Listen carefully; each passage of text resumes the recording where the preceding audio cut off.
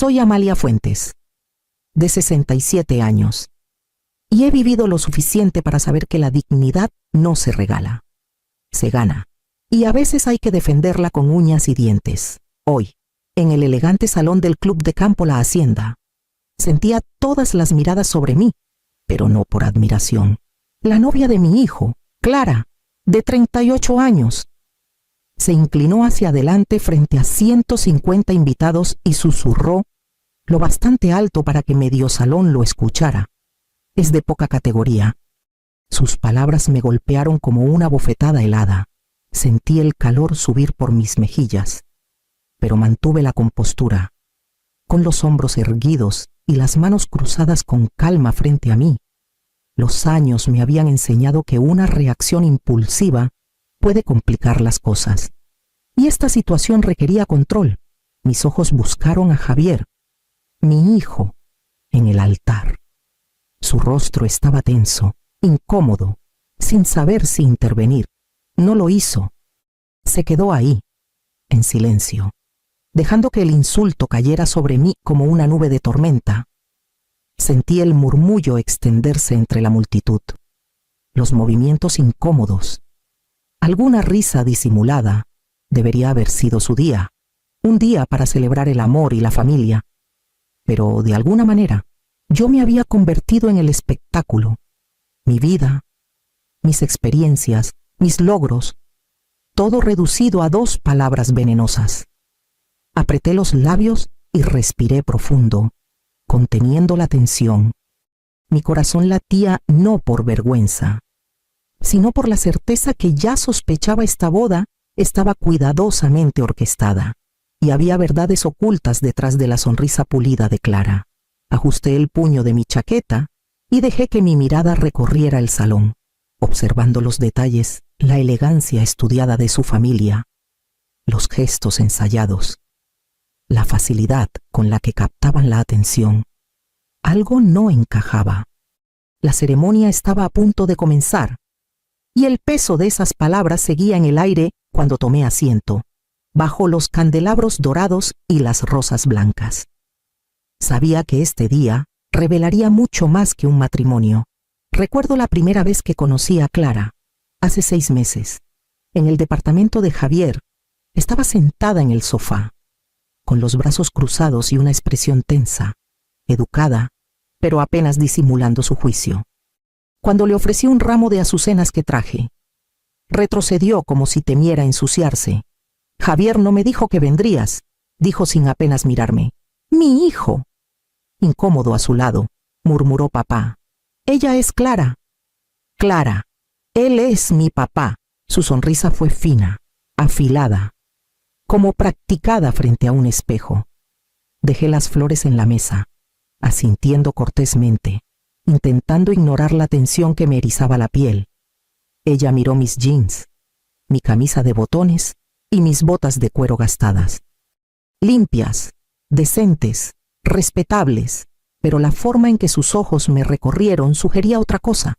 En los meses siguientes, la incomodidad creció en las cenas. Clara desaparecía a otra habitación ante el menor intento de conversación por mi parte. Cuando mencionaba mi trabajo en programas comunitarios, ella cambiaba de tema o hacía comentarios sarcásticos con un tono cuidadosamente casual. Siempre insistía en cuentas separadas cuando salíamos, como si mi presencia fuera una molestia en lugar de un placer. Javier, normalmente abierto y parlanchín, se volvió distante. Nuestras llamadas de los domingos se redujeron. Papá, tal vez podrías no hablar tanto de lo comunitario con ella, me dijo una vez, esquivando mi mirada, como si se disculpara por mi existencia. Sentí un cambio sutil, no solo en él, sino en cómo el ritmo de nuestra familia comenzaba a girar en torno a los estados de ánimo y expectativas de Clara. Había algo calculado en su presencia, y las inconsistencias, evasivas y pequeños desaires, eran como grietas en una fachada cuidadosamente construida. Cada encuentro me dejaba inquieta, con una alarma silenciosa resonando en mi cabeza. No podía sacarme de encima la sensación de que la familia perfecta que Clara nos pintaba no era del todo real. y que entender la verdad podría ser más urgente de lo que imaginaba, tras meses de interacciones incómodas. No podía ignorar la sensación de que algo en la historia de Clara no cuadraba. Comencé a verificar discretamente los detalles que ella soltaba sobre su adinerada familia de California. Sus cuentas en redes sociales parecían recién creadas, con pocas publicaciones y sin fotos que conectaran a sus padres o hermanos con una vida pública. Cuando hablaba de grandes negocios inmobiliarios o fundaciones caritativas, una búsqueda rápida no arrojaba nada verificable. Empecé a tomar notas, pequeñas observaciones guardadas en mi celular. Cada vez que mencionaba a un primo en Yale o a una tía veraneando en los Hamptons, buscaba nombres y lugares. Las pequeñas inconsistencias se volvieron evidentes. No había registros de exalumnos, ni fotos, ni artículos. Era como si su familia solo existiera en las descripciones pulidas que ella repartía como utilería. Contacté discretamente a mi amiga de años, Sofía Ramírez, una periodista investigativa retirada que vive en Guadalajara. Sofía, necesito un favor, le dije una tarde, bajando la voz. Quiero que investigues a una familia, sin hacer ruido. Ella entendió de inmediato y aceptó. Advirtiéndome sobre los límites legales y éticos, comenzamos a recopilar datos metódicamente registros públicos, escrituras, direcciones antiguas, licencias profesionales, cualquier cosa que validara o desmintiera las afirmaciones de Clara. Mientras más profundizábamos, más vacíos aparecían. Cada detalle verificable de mi propia vida, los programas de recuperación que construí, las oficinas, los empleados, los eventos comunitarios contrastaba con el rastro inexistente de la supuesta familia de Clara. En casa, repasaba nuestras conversaciones pasadas, cada alarde casual, cada pequeño insulto, las miradas fugaces de desprecio. Surgían patrones evasivas al ser cuestionada, exceso de accesorios caros para compensar, rechazo a discusiones profundas. Esto no era simple torpeza social o orgullo, era intencional, calculado, diseñado para manipular percepciones. Para el final de la semana, Sofía tenía un informe preliminar, nada definitivo aún, pero suficiente para confirmar mis instintos. La familia de Clara podría no existir. Un nudo se apretó en mi estómago. Tenía que prepararme, con cuidado, para lo que esto significaba en la boda, para mi hijo y para el papel que tendría que desempeñar al exponer la verdad. El engaño era más grande de lo que imaginaba, y sabía que los próximos días demandarían toda mi observación, paciencia y resolución. La noche de la cena de ensayo, el salón brillaba con luz suave de velas y cubiertos relucientes, pero bajo la elegancia. Sentía una tensión imposible de ignorar. La familia de Clara llegó junta, moviéndose en perfecta sincronía, como si hubieran ensayado sus entradas. Cada presentación se repetía con frases ligeramente distintas, sus sonrisas precisas, casi mecánicas. Observé cómo su padre, o el hombre que ella decía que era su padre, saludaba 2 veces al mismo grupo de invitados, asintiendo cortésmente pero sin conectar realmente. Clara se deslizaba por el salón, ofreciendo cumplidos y gestos de calidez que parecían ensayados. Su madre imitaba cada movimiento, perfectamente compuesta, pero sus ojos se desviaban constantemente hacia Clara, como esperando señales silenciosas.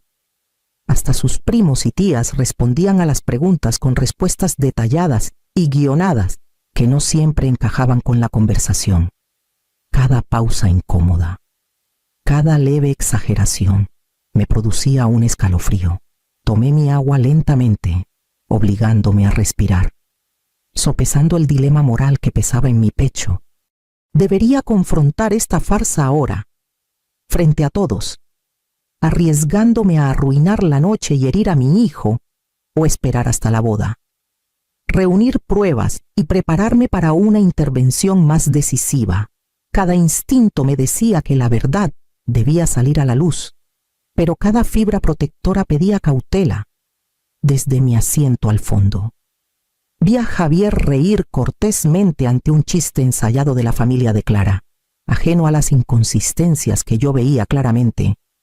La certeza cayó como una piedra en mi estómago, la fachada era completa. Y las apuestas eran más altas de lo que imaginaba. Esta noche no era solo sobre etiqueta o primeras impresiones, era un escenario montado para el engaño. Y yo debía decidir cómo o cuándo desenmascararlo. La mañana después de la cena de ensayo, un paquete llegó a mi puerta de parte de Sofía Ramírez, mi amiga periodista. Dentro había documentos recopilados discretamente durante la última semana, contratos, registros financieros y una carpeta titulada Antecedentes familiares. Abrí el primer documento y me quedé helada. En papel membretado oficial estaban los acuerdos entre Clara y una agencia de talentos en Los Ángeles, detallando la contratación de 6 actores para interpretar a sus padres, tías, un tío y un primo en la boda. Se especificaban tarifas diarias, horarios de ensayos y términos de pago. Dejé los papeles y tomé la siguiente carpeta. Estados de cuenta. Registros de empresas fantasma y facturas lo confirmaban. El dinero que Clara decía que su familia aportaba para la boda no venía de cuentas legítimas. En cambio, transferencias desde cuentas a su nombre revelaban que ella misma había financiado toda la fachada, cada partida, cada pago. Añadía una capa más al engaño. Luego abrí un sobre más pequeño, al fondo registros de recetas médicas de varias farmacias, abarcando los últimos 8 meses, nombres de médicos desconocidos, dosis y horarios de reposición para oxicodona, Percocet y Aderol. Me miraban desde el papel. Clara había estado visitando múltiples médicos, ocultando su adicción mientras se burlaba de mi recuperación en conversaciones casuales. La ironía me golpeó como un puñetazo. La mujer que me llamó de poca categoría por mis luchas pasadas vivía su propia mentira secreta y peligrosa. Mis manos temblaban mientras apilaba los documentos. Una mezcla de conmoción, enojo y claridad moral inundándome. Los patrones eran innegables, la verdad irrefutable. Ya no podía ignorar la coreografía cuidadosa, las sonrisas ensayadas, los movimientos controlados que me habían inquietado por meses. Esto no era un accidente ni una pretensión inofensiva. Clara había diseñado un engaño elaborado, y las consecuencias para la boda de mi hijo eran inminentes. Respiré hondo y llamé a Sofía. Necesito todo compilado. Ningún detalle es pequeño, dije. Mañana empiezo a planear cómo manejar esto, con cuidado, estratégicamente, y protegiendo a Javier por primera vez en semanas. Mi mente se enfocó en el camino por delante, sabiendo que exponer la verdad ya no era opcional, era necesario. La luz del sol entraba por las amplias ventanas de mi casa en Valle del Sol, derramándose sobre los pisos de madera pulida. Me paré frente al espejo, ajustando el puño de mi chaqueta, alisando el pliegue de mi blusa y respirando profundo para calmarme. Hoy debía ser un día de celebración, pero bajo la emoción. Mi pecho estaba apretado por la anticipación y la inquietud. Los mensajes de Clara comenzaron temprano, cada uno educado, controlado, sin delatar el caos que sospechaba debajo. Repasé los documentos de Sofía una vez más, memorizando detalles clave, nombres de los actores, rastros financieros, registros de recetas. Todo apuntaba a un engaño cuidadosamente construido. Mi mente corría imaginando cómo se desarrollaría el día si actuaba demasiado pronto, o si esperaba demasiado. Al llegar al club de campo, las señales sutiles comenzaron de inmediato. Los padres de Clara se movían con la precisión de quienes siguen un guión, saludando repetidamente a los invitados y manteniendo una compostura impecable. La joyería de su madre brillaba bajo la luz matutina, deslumbrante y obviamente nueva, pero de un estilo extrañamente desconocido. Clara flotaba entre ellos, ofreciendo sonrisas que no llegaban a sus ojos. Sus gestos ligeramente exagerados ensayados, Javier apareció a mi lado, ajeno a las dudas que me carcomían.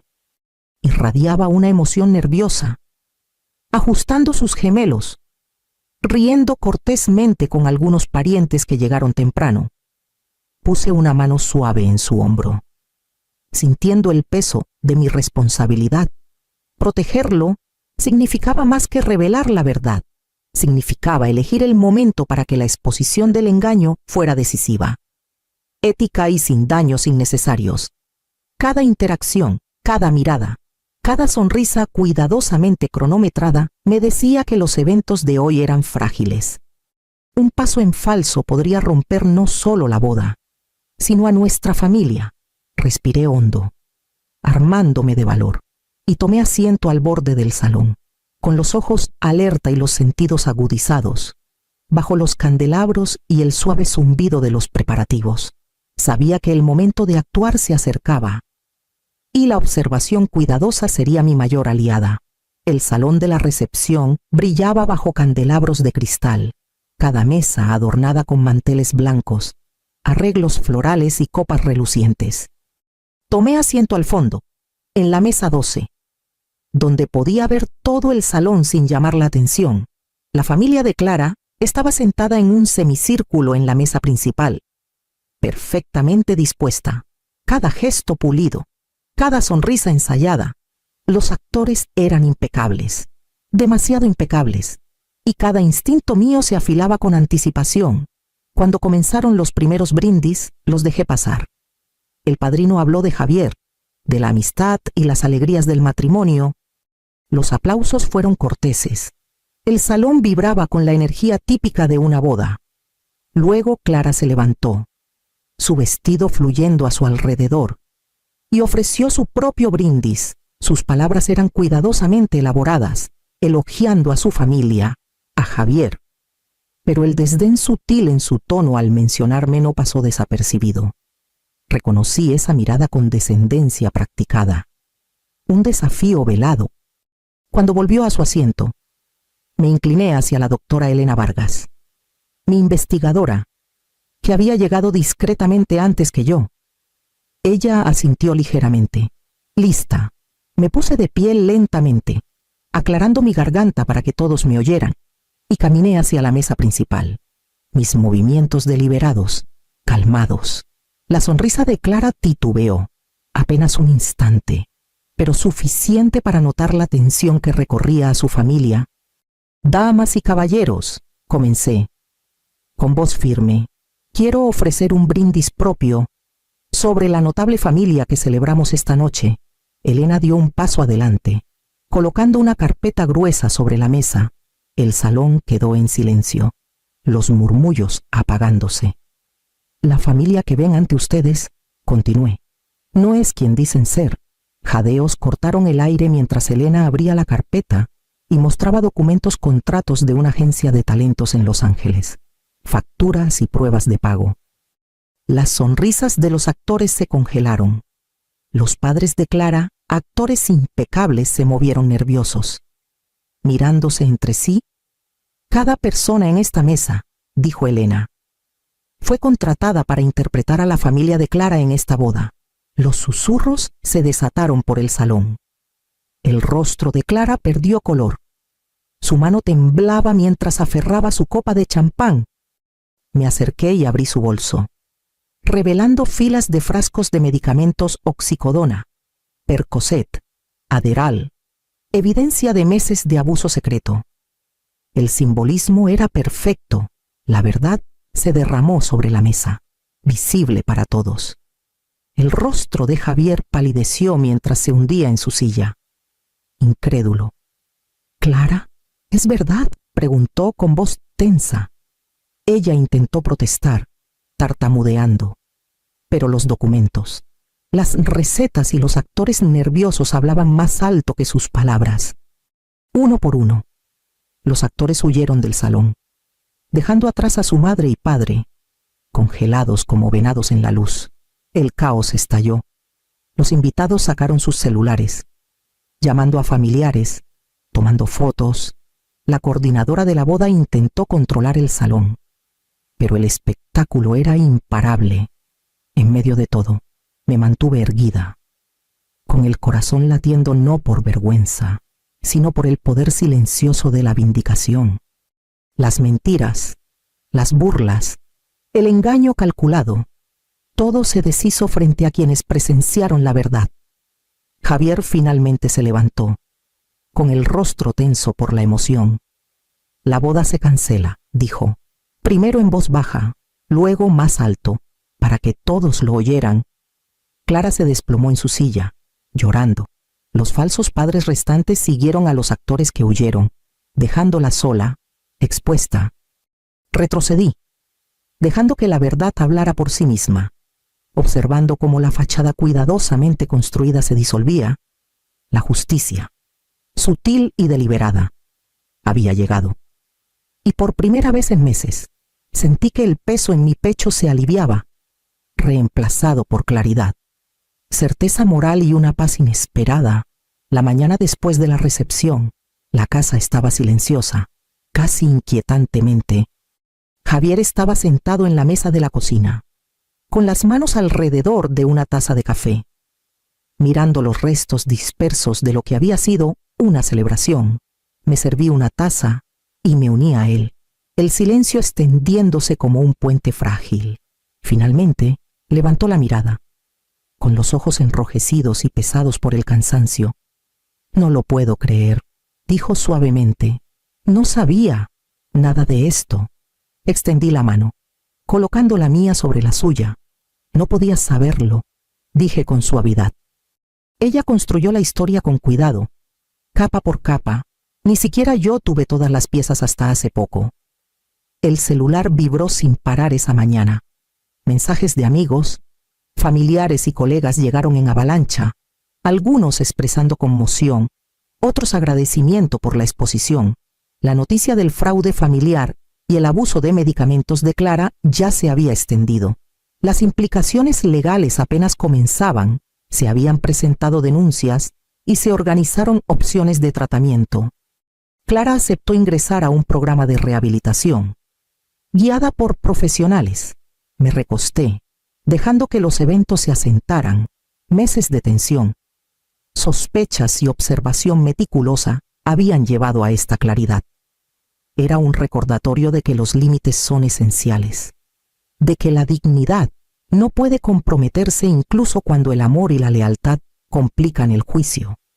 Pensé en las lecciones aprendidas a lo largo de décadas, la importancia del coraje moral, el valor de la honestidad y la fuerza silenciosa de la paciencia. Javier extendió la mano, apretando la mía. Gracias, mamá, por verlo, por protegerme. Sus palabras eran simples, pero cargadas de peso. Sonreí, sintiendo una calidez que no tenía nada que ver con el caos del día. La familia, sacudida pero más sabia, comenzaba a entender la importancia de la verdad y la integridad. Lo que había sido un momento de humillación se transformó en una lección de claridad, responsabilidad y resolución moral.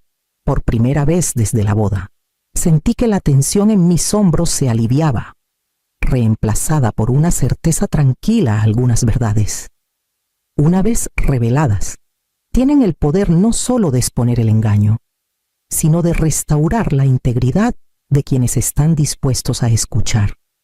Habían pasado semanas desde el caos de la boda, y la casa se sentía más ligera, más tranquila, aunque no vacía. Javier y yo estábamos en el patio trasero, el sol de la tarde calentándonos el rostro mientras tomábamos té helado.